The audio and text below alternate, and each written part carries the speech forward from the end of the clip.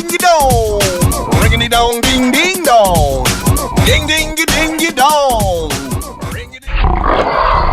Today, May 23rd, 2012, is appearing to be partly cloudy. Some winds only up to 6 miles per hour, and temperatures between 73 and 82 degrees Fahrenheit.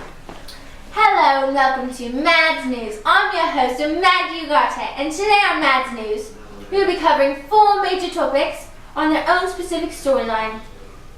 We will jump straight into those stories with Samir Nasa after this. Thank you, Amanda, for that wonderful report. As you said, 49 decapitated bodies were found in Mexico. They were dismembered along a highway in the northern bordering state known as Nuevo Leon, between the cities of Monterrey and Reynosa.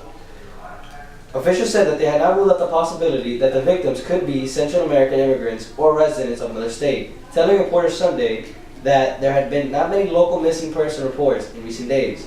But the area had become a battleground for brutal conflict between the Zetas and the Gulf Cartel, and reports of forced disappearance have become increasingly common in the recent years. Thank you. Back to you, Amanda. Swag! Thank you, Samir, for that wonderful yet disturbing report. Now, all back in Atlanta, Georgia. Yours truly, presenting in class with the best story yet, myself, Amanda Ugarte. GTFO.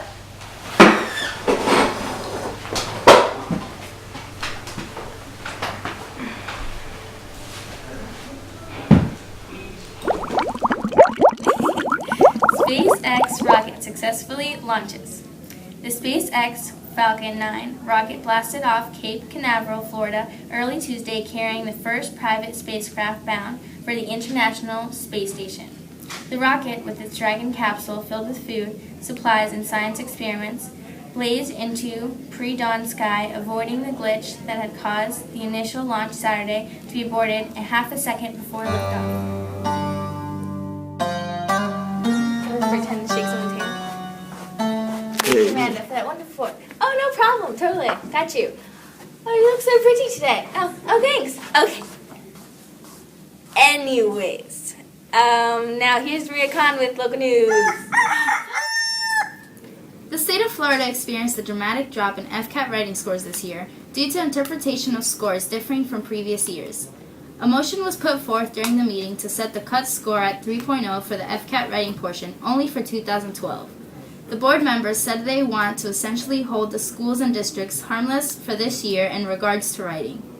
Another point that was made during the emergency meeting was that overnight, students did not all of a sudden become bad writers, so the issue of whether there was a scoring challenge or if the raising of the challenge and rigor affected the results would be looked into.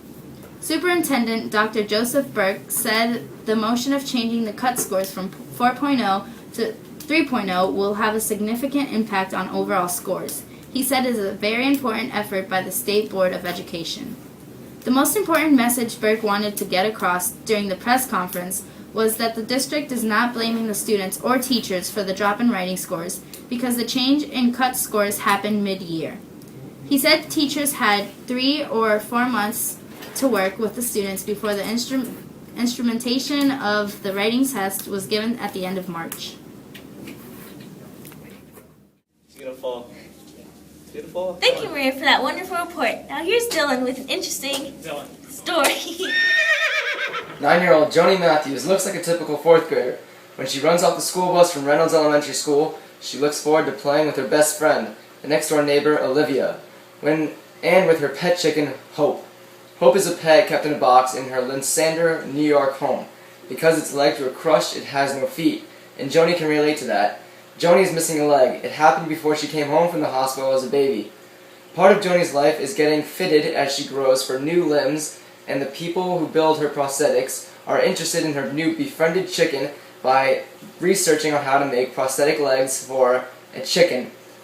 It's not going to work how they expected it to, says Joni, the work in progress. Joni's mother, Tina, calls her daughter a miraculous child. She was born at 3 pounds 7 ounces, a preemie. The doctors told her family not to have high expectations. I think to myself, ha ha, says Tina. Your doctors were just so wrong. M. A. D. S.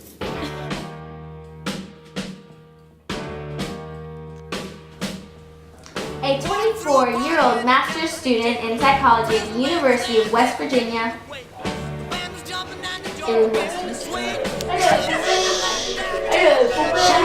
Dad. Can we finish this tomorrow? Because we're not going to finish this today. Hello, Dad.